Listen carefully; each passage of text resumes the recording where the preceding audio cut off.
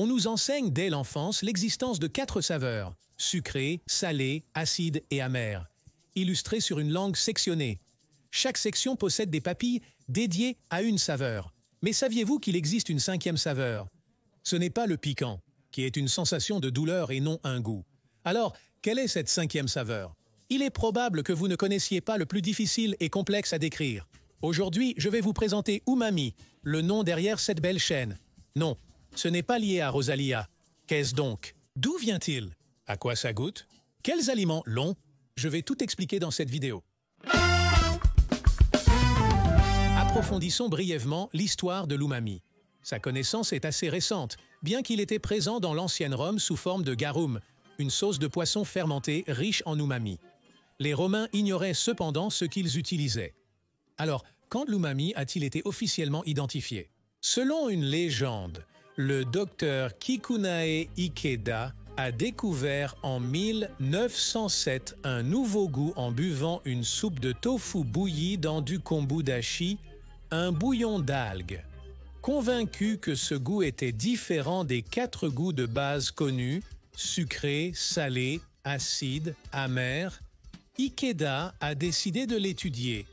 Il a découvert que ce goût venait des algues et a entrepris d'étudier leur structure chimique. Chacun se divertit comme il peut, n'est-ce pas? Je ne vais pas le juger. Le docteur est parti à l'Université impériale de Tokyo avec son bol de soupe pour commencer ses recherches. En 1908, il a isolé les cristaux transmettant le goût détecté. Ces cristaux étaient faits de glutamate et il a découvert que ce composant avait un goût distinct des 4 déjà connus. Ikeda voulait que sa découverte mène à quelque chose d'utile pour la vie des gens. Il a donc créé une entreprise pour amener cette saveur au Japon, puis au monde entier, connue aujourd'hui sous le nom de Ajinomoto, une poudre blanche épaisse disponible dans tous les supermarchés. Avant de détailler ses propriétés et fonctionnalités, on se demande tous pourquoi il l'a nommé umami. Que signifie ce mot étrange umami? Nous vous expliquons la signification du mot umami, qui traduit signifie savoureux. Umami est décomposé en umai pour délicieux et mi pour goût, soit goût délicieux. Quel autre nom pourrait-on lui donner? Comment d'autres l'appelleraient-ils? Nous savons déjà qu'il l'a découvert, ce que signifie son nom, mais à quoi ça goûte? En mangeant, nous reconnaissons facilement le goût salé, sucré, amer ou acide. Mais qu'en est-il de l'umami? L'umami, difficile à identifier et à décrire, a un goût distinct. Voyons comment on ressent cette 5e saveur. On dit qu'il persiste sans être trop envahissant pour la bouche. Les ingrédients avec de l'umami provoquent la salivation qui stimule la gorge, le palais et l'arrière de la bouche, créant une légère sensation d'envie et de vouloir continuer à manger.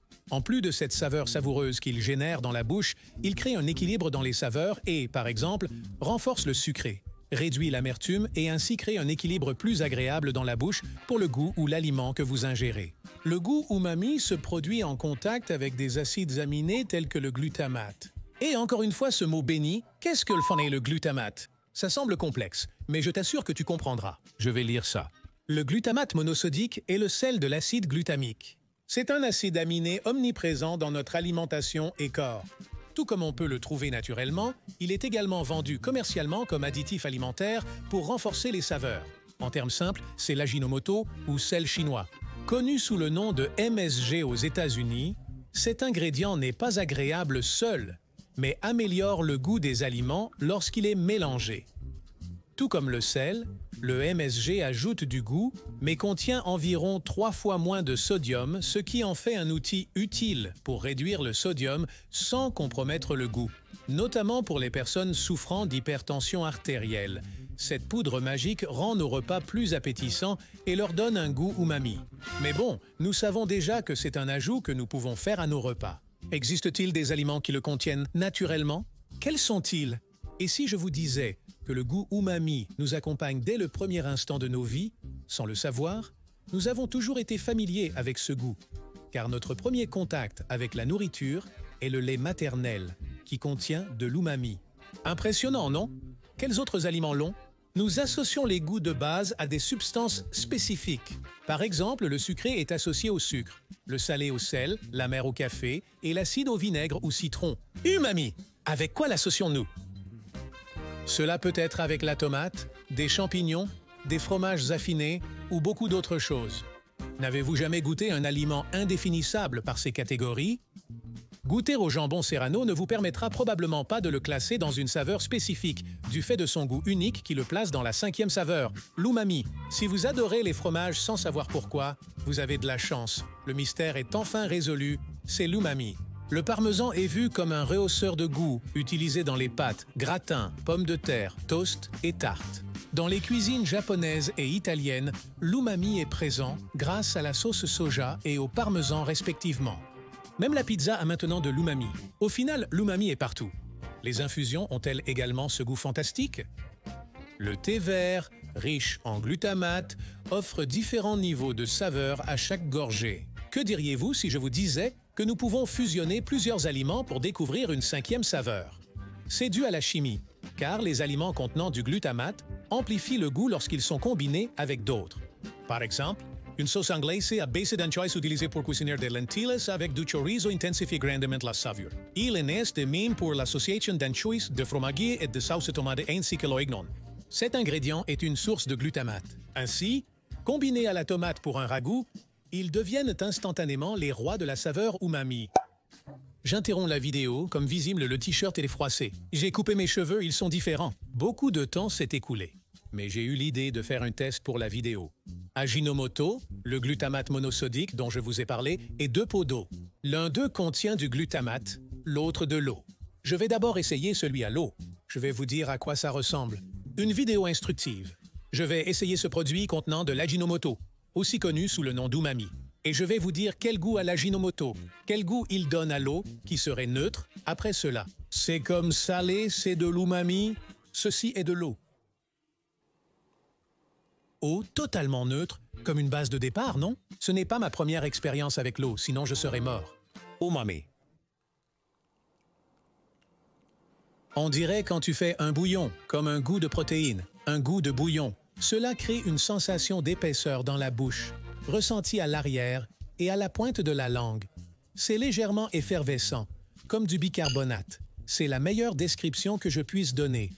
Si vous le souhaitez, vous pouvez l'essayer en achetant de l'esquimamoto ou du glutamate monosodique. Continuez à voir la vidéo. En ajoutant un filet de sauce soja au bouillon de poulet, il ne devient pas plus salé, mais plus savoureux. Si tu ignores encore ce qu'est l'umami, tu devrais regarder Peppa Pig. La culture orientale a une compréhension claire de ce 5e goût et l'intègre dans leurs recettes.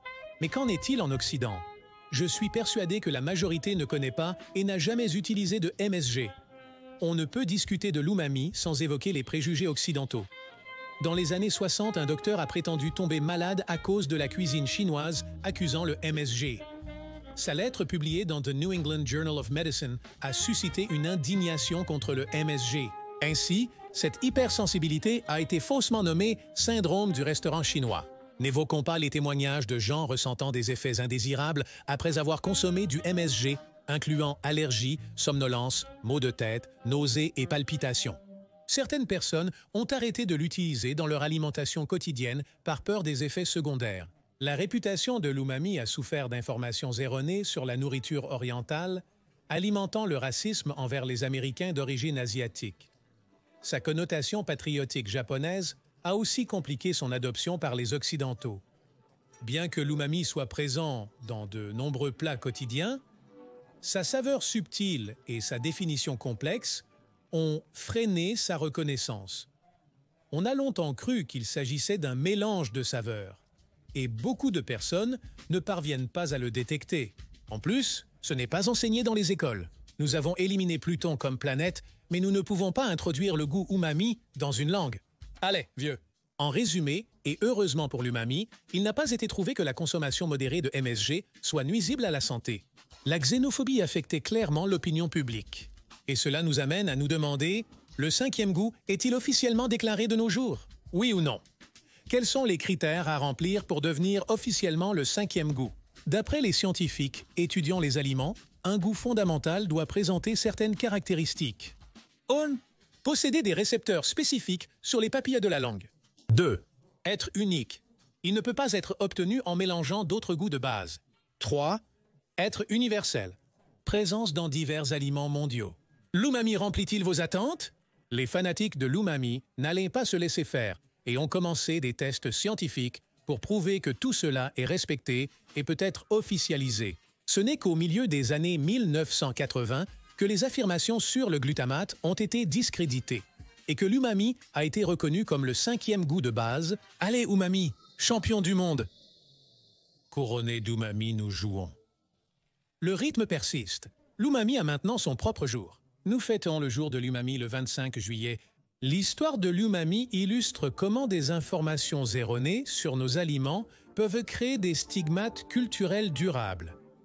Aujourd'hui, l'umami ou MSG est souvent évité, vu comme un élément de la haute cuisine. Cependant, sachant qu'un plat contient de l'umami, nous pourrions l'apprécier et le détecter plus facilement. Quelle est votre opinion sur l'umami maintenant? Je ne sais pas pour vous, mais je vais manger une pizza à l'oignon, au parmesan, à la tomate, aux champignons, tout ce que j'ai maman parce que je me sacrifie pour la science.